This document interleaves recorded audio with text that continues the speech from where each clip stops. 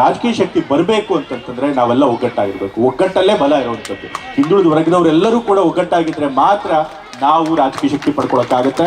ನಮ್ಮ ಸಮುದಾಯ ಯಾವಾಗಲೂ ಕೂಡ ಒಗ್ಗಟ್ಟಾಗಿದ್ದು ಯಾವಾಗಲೂ ಕೂಡ ಸಿದ್ದರಾಮಯ್ಯ ಅವರಿಗೆ ಬೆಂಬಲ ಆಶೀರ್ವಾದ ಮಾಡಿದಿರಿ. ಹಾಗಾಗಿ ಅವರು 2ನೇ ಬಾರಿ ಮುಖ್ಯಮಂತ್ರಿಗಳಾಗಿ ಇವತ್ತು ದೇವರಾಜ ಅವರ ಇಷ್ಟು ದೀರ್ಘಾವಧಿ ಮುಖ್ಯಮಂತ್ರಿಗಳಾಗಿದ್ದರು. ಆ ದಾಖಲೆಯನ್ನು ಮುರಿದು ಕೂಡ ಇವತ್ತು 7 ವರ್ಷಗಳಿಗಿಂತ ಹೆಚ್ಚು ಕಾಲ ಇವತ್ತು ಮುಖ್ಯಮಂತ್ರಿಗಳಾಗಿ ಸಿದ್ದರಾಮಯ್ಯ ಅವರು ಮುಂದುವರೆದಿದ್ದಾರೆ. ಸೊ ಅವ್ರಿಗೆ ಏನಾದರೂ ಈ ಸಾಧನೆ ಮಾಡಿದ್ರೆ ಅದಕ್ಕೆ ನೀವು ಕೊಟ್ಟಂತ ಬೆಂಬಲ ಆಶೀರ್ವಾದನೇ ಕಾರಣ. ಈ ಮುಂದೆನೂ ಕೂಡ ಒಗ್ಗಟ್ಟಾಗಿ ನಿಮ್ಮ ಬೆಂಬಲ ಆಶೀರ್ವಾದನ ಸಿದ್ದರಾಮಯ್ಯ ಅವರು ಕೊಡಿ ಅಂತ ಈ ನಿಮ್ಮಲ್ಲಿ ನಾನು ಕೇಳ್ಕೊಳ್ಳೋದಕ್ಕೆ ಇಷ್ಟಪಡ್ತಾನೆ. ಮತ್ತೆ ಇತ್ತಾನೆ ಹಿಟ್ನಾಳ್ ಸರ್ ಅವ್ರು ಹೇಳ್ತಾ ಇದ್ರು, ಗಂಗಾವತಿ ತಾಲೂಕಿನಲ್ಲಿ ಸುಮಾರು 72 ಕೆರೆಗಳನ್ನು ತುಂಬೋದಕ್ಕೆ 140 ಕೋಟಿಯಷ್ಟು ಹಣನ ನಮ್ಮ ಸರ್ಕಾರ ಕೊಟ್ಟಿದೆ ಅಂತ ಹೇಳಿ. ಗಂಗಾವತಿ ತಾಲೂಕು ಅವ್ರು ಯಾವತ್ತೂ ಕೂಡ ತಂದೆಯವ್ರಿಗೆ ಬೆಂಬಲ ಕೊಟ್ಕೊಂಡು ಬಂದಿದ್ರಿ. ಈ ಬಾರಿ ನಮ್ಮ ರಾಜಶೇಖರ್ ಹಿಟ್ನಾಳ್ ಅವ್ರು ಗೆಲ್ಲೋದಕ್ಕೆ ಸುಮಾರು 16,000 ವೋಟ್ನಿಂದ ಲೀಡ್ ಕೊಟ್ಟಿದ್ದೀರಿ. ಅಷ್ಟೇ ಇಲ್ಲ, ತಂದೆಯವರು ಕೂಡ ಹಿಂದೆ ಕೊಪ್ಪಳದಲ್ಲಿ ಲೋಕಸಭಾ ಚುನಾವಣೆ ಸ್ಪರ್ಧೆ ಮಾಡಿದ್ರು. ಆಗ್ಲೂ ಕೂಡ ಅತಿ ಹೆಚ್ಚು ಗಂಗಾವತಿ ತಾಲೂಕಿನಿಂದಲೇ ವೋಟ್ ಲೀಡ್ ಕೊಟ್ಟಿದ್ರು ಅಂತ ತಂದೆಯವರು ಯಾವಾಗಲೂ ಹೇಳ್ತಿರ್ತಾರೆ. ಸೊ ಹಾಗಾಗಿ ಅದಕ್ಕೂ ಕೂಡ ನಿಮಗೆ ಕೃತಜ್ಞತೆ ತಿಳಿಸಲಿಕ್ಕೆ ಇಷ್ಟಪಡ್ತೀನಿ. ನೀವೆಲ್ಲ ಏನು ಪ್ರೀತಿ ವಿಶ್ವಾಸ ತೋರಿದ್ದೀರಿ ಅದಕ್ಕೆ ತಕ್ಕ ಹಾಗೆ ಮುಖ್ಯಮಂತ್ರಿಗಳು ಕೂಡ ತಮ್ಮ ಕೆಲಸನ ಮಾಡ್ಕೊಂಡು ಬರ್ತಾ ಇದ್ದಾರೆ. ನಿಮಗೆ ಕೆಟ್ಟ ಹೆಸರು ತರುವಂಥ ಕೆಲಸ ಮಾಡಿಲ್ಲ. ಹಿಂದೆ ಮುಖ್ಯಮಂತ್ರಿಗಳಾಗಿದ್ದಾಗ ಕೂಡ ಹಲವಾರು ಭಾಗ್ಯಗಳನ್ನು ಕೊಟ್ಟು ನುಡಿದಂತೆ ನಡೆದಂತೆ ಸರ್ಕಾರ ಅಂತ ಹೇಳಿ ಹೆಸರು ಪಡೆದಿದ್ರು. ಈ ಬಾರಿನೂ ಕೂಡ ಪಂಚ ಗ್ಯಾರಂಟಿಗಳನ್ನು ಕೊಡ್ತೀವಿ ಅಂತೇಳಿ ಚುನಾವಣೆಗಿಂತ ಮುಂಚೆ ಹೇಳಿದ್ರು. ಅದು ಸಣ್ಣ ಪುಟ್ಟ ಕಾರ್ಯಕ್ರಮ ಅಲ್ಲ, ವರ್ಷಕ್ಕೆ 60,000 ಕೋಟಿ ಖರ್ಚಾಗುವಂಥ ಕಾರ್ಯಕ್ರಮಗಳು.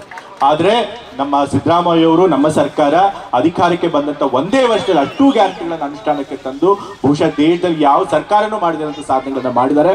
ಇವತ್ತು ಪಂಚ ಗ್ಯಾರಂಟಿಗಳಿಂದ ಎಷ್ಟೊಂದು ಜನ ಬಡವರಿಗೆ ಅನುಕೂಲ ಆಗ್ತಾ ಇದೆ, ಕಷ್ಟಪಡೋರಿಗೆ ಅನುಕೂಲ ಆಗ್ತಾ ಇದೆ.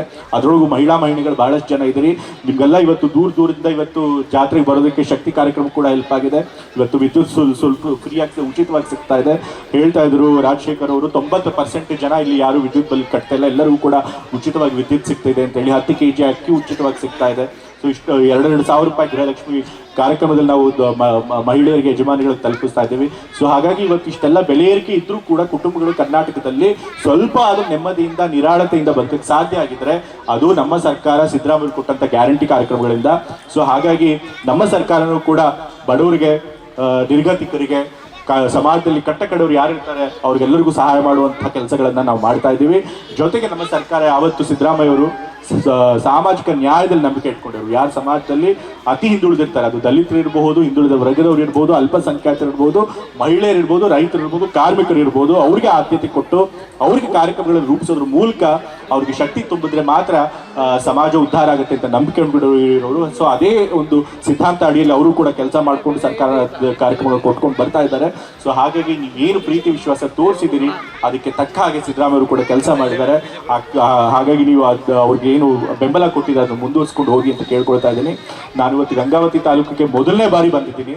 ಮೊದಲನೇ ಬಾರಿ ಬಂದಿದ್ರು ಕೂಡ ಇಲ್ಲಿ ಹೆಚ್ಚಿನ ಜನರ ಪರಿಚಯ ಇಲ್ಲದಿದ್ರು ಕೂಡ ಬಹಳ ಅದ್ದೂರಿಯಿಂದ ಸ್ವಾಗತ ಮಾಡಿದಿರಿ, ಬಹಳಷ್ಟು ಪ್ರೀತಿ ವಿಶ್ವಾಸ ತೋರಿಸಿದಿರಿ. ಅದಕ್ಕೆ ನಿಮಗೆ ನಾನು ಆಭಾರಿಯಾಗಿರ್ತೀನಿ ಅಂತ ಹೇಳ್ತಾ, ಮತ್ತು ಇವತ್ತು ಶಿವರಾತ್ರಿ ಅಂತ ಒಳ್ಳೆ ದಿವಸ ಶಿವಸಿದ್ಧ ಬೀರಲಿಂಗೇಶ್ವರ ಸ್ವಾಮಿಗಳ ಒಂದು ದರ್ಶನ ಕೂಡ ಆಗೋದಕ್ಕೆ ಸಾಧ್ಯ ಆಗಿರೋದು ಇವತ್ತು ನೀವು ಈ ಕಾರ್ಯಕ್ರಮಕ್ಕೆ ಕರೆದು ನಿಮ್ಗಳಿದ್ದು ಭಾಗವಹಿಸಲಿಕ್ಕೆ ಅವಕಾಶ ಮಾಡಿಕೊಟ್ಟಿದ್ದಕ್ಕೆ ಅದಕ್ಕೆ ಮತ್ತೊಮ್ಮೆ ನಾನು ನಿಮ್ಮೆಲ್ಲರಿಗೂ ಕೂಡ ತುಂಬುರಿದ ಅಭಿನಂದನೆಗಳನ್ನು ಅದನ್ನು ಖಂಡಿತ ಕೊಡ್ತೀನಿ.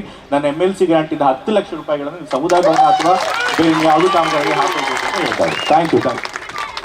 If you like this video ಬೇಗ ಲೈಕ್ ಮಾಡಿ, ಕಾಮೆಂಟ್ ಮಾಡಿ, ಶೇರ್ ಮಾಡಿ ಹಾಗೂ ಯೋಯೋ ಟಿವಿ ಕನ್ನಡವನ್ನು ಸಬ್ಸ್ಕ್ರೈಬ್ ಮಾಡಿ.